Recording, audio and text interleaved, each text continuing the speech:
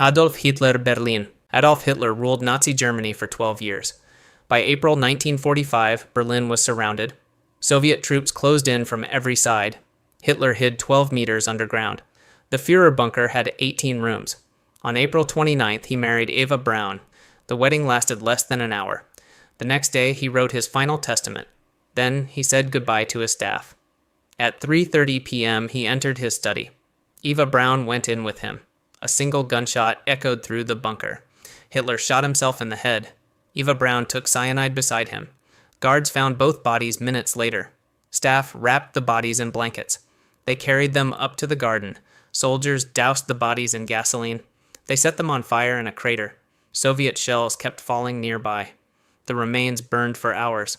Soviet soldiers found bone fragments days later. They kept the remains secret for decades. Hitler chose suicide over capture. He was 56 years old. Benito Mussolini, Italy. Benito Mussolini ruled Italy for 21 years. By 1945, his empire was collapsing. He tried to flee north to Switzerland. He disguised himself as a German soldier. Partisans stopped his convoy near Lake Como. They recognized him despite the helmet. His mistress, Clara Petacci, was with him. She refused to leave his side. Partisans held them overnight in a farmhouse. On April 28th, orders came from Milan. A commander named Walter Audicio arrived. He drove them to a village gate. Mussolini and Petacci stood against a wall. Audicio read out the execution order. A short burst of gunfire ended it. Both died within seconds. Their bodies were loaded onto a truck. Trucks carried them south to Milan. A crowd gathered in Piazzale Loreto. The bodies were dumped on the pavement. People kicked and spat on them. Workers hung both bodies upside down. They strung them from a gas station roof. Thousands came to see the corpses. Mussolini was 61 years old. Nicolae Ceausescu, Romania. Nicolae Ceausescu ruled Romania for 24 years. By December 1989, protests erupted nationwide. Crowds gathered in Bucharest against him. He tried to address them from a balcony. The crowd booed him for the first time. Panic crossed his face on live television. He and his wife Elena fled by helicopter. The pilot abandoned them near Targovište. Soldiers captured the couple at a farm. They spent Christmas Eve under guard. On December 25th, a military tribunal convened. The trial lasted less than 2 hours. Judges accused him of genocide and corruption. Elena shouted objections throughout the hearing. Both were sentenced to death. Soldiers led them outside immediately. They were tied against a bathroom wall. 3 soldiers volunteered for the firing squad. Nicolae reportedly began singing the Internationale. Gunfire cut him off mid-sentence. Both died instantly from the volley. More shots hit the bodies afterward. A cameraman filmed the aftermath for state TV. The footage aired across Romania that night. It was the first execution ever broadcast live. Ceausescu was 71 years old. Muammar Gaddafi, Libya. Muammar Gaddafi ruled Libya for 42 years. By 2011, civil war tore the country apart. NATO jets bombed his convoy near Sirte. The blast forced him to flee on foot. He hid inside a concrete drainage pipe. Rebel fighters found him minutes later. He begged them not to shoot. Fighters dragged him out by his hair. Someone filmed the capture on a phone. The crowd beat and kicked him. Fighters pushed him onto a truck hood. The convoy drove him toward Misrata. Along the way, gunfire rang out. Gaddafi was shot. The exact details disputed. Some say a bullet hit his stomach. Others say he was shot in the head. He died within the hour. Fighters posed for photos beside his body. His corpse was taken to Misrata. It was displayed in a meat locker. Crowds lined up for 4 days to see it. The smell finally forced officials to bury him. He was buried at a secret desert location. Gaddafi was 69 years old. Saddam Hussein, Iraq. Saddam Hussein ruled Iraq for 24 years. After the 2003 invasion, he vanished underground. U.S. forces launched Operation Red Dawn. They searched a farm near Tikrit. Soldiers found a hidden trapdoor in the dirt. Below it was a narrow spider hole. Saddam was crouched inside, unarmed.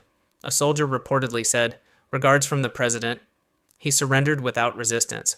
His beard was long and unkempt. Doctors examined him on camera for proof. Iraq later put him on trial. Judges charged him with the Dujail massacre. 148 villagers had been killed in 1982. The trial lasted over a year. In November 2006, judges sentenced him to death. Appeals failed within weeks.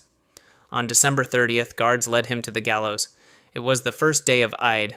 Guards taunted him on the platform. He recited a prayer before the drop. The trapdoor opened at dawn. Saddam died by hanging within seconds. A phone video of the execution leaked online. It sparked outrage over the taunting. His body was returned to his hometown. He was buried in Al-Auja. Saddam was 69 years old. Pol Pot, Cambodia. Pol Pot led the Khmer Rouge in Cambodia.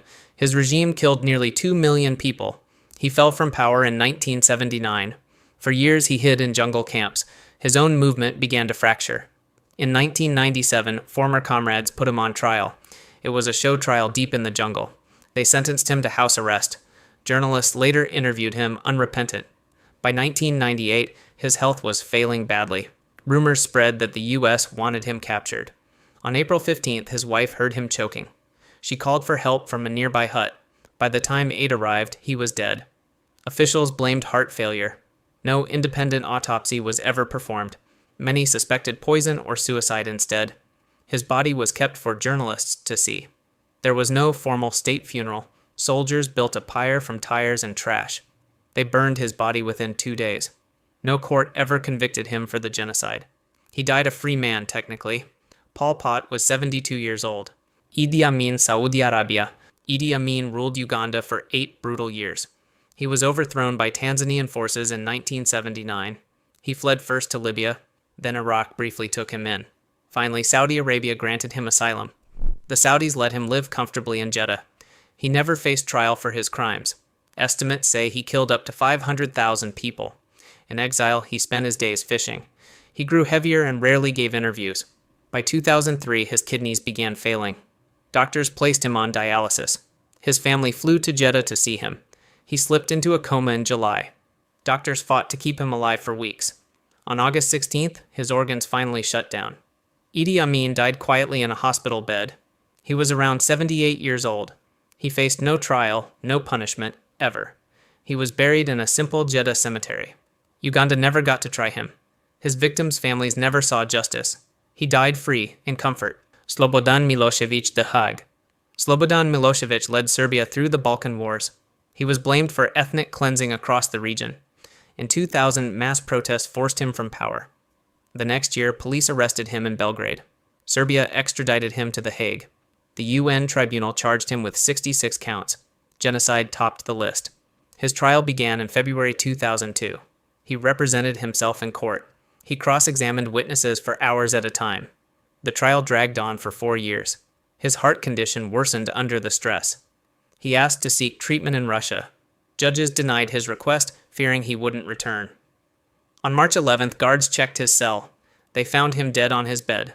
A heart attack had killed him overnight. He was 64 years old. No verdict was ever reached. The tribunal closed his case unresolved. Some suspected he'd taken unauthorized medication. An investigation ruled out foul play. His body was flown back to Serbia. Thousands attended his funeral in his hometown. Franco, Spain. Francisco Franco ruled Spain for 36 years. He was the longest surviving European dictator. By 1975, his health had collapsed completely. Parkinson's disease had ravaged his body for years. In October, he suffered a series of heart attacks. Doctors rushed him into intensive surgery. Internal bleeding forced multiple operations within weeks. He was kept alive on life support machines. His organs began failing one by one. The government withheld details from the public. State radio played only classical music for days. Spaniards knew something was wrong. On November 20th, doctors finally let him go. Franco died in his hospital bed at dawn. He was 82 years old. Unlike the others, he faced no trial, no firing squad, no noose, no mob. His funeral drew massive crowds to Madrid. He was buried in a huge stone monument. The Valley of the Fallen held his tomb. It became a pilgrimage site for loyalists. Decades of controversy followed the burial site. In 2019, the government finally exhumed him. His remains were moved to a private cemetery. It ended a 44-year debate over his legacy. Franco died old, powerful, and unpunished.